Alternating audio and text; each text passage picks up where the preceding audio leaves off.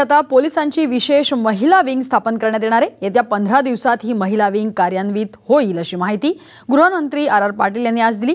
राज्यात कुठलाही स्थानिक पोलीस ठाण्यात महिलांवरील अत्याचारासंदर्भात तक्रार दाखल झाल्यास ती केस थेट महिला विंगकडे दिली जाईल। महिलांवरचे अत्याचार रोखण्यासाठी आणि तपासात गती आणण्यासाठी आता राज्य सरकारने कंबर कसली आहे। महिलांसंदर्भातील गुन्ह्यांसंदर्भात गुन्हे शाखेमध्ये महिलांसाठी विंग तातडीने सुरू करण्यात येणार आहे।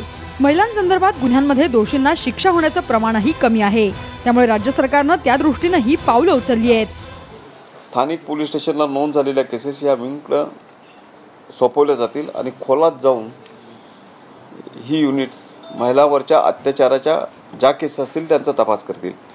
मुंबईमध्ये येत्या 15 दिवसाच्या आत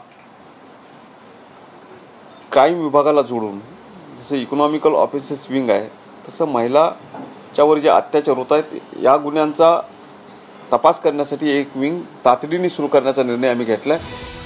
दिल्लीतच काय तर राज्यातही महिलांवरचे अत्याचार थांबलेले नाहीत, त्यामुळे घराव्यतिरिक्त कुठल्याही सार्वजनिक ठिकाणी महिला स्वतःला असुरक्षित समजतायत। अशा परिस्थितीत महिलांमध्ये आत्मविश्वास वाढवण्याची गरज निर्माण झाली आहे। कपालिनी सिनकर, साम टीव्ही, मुंबई।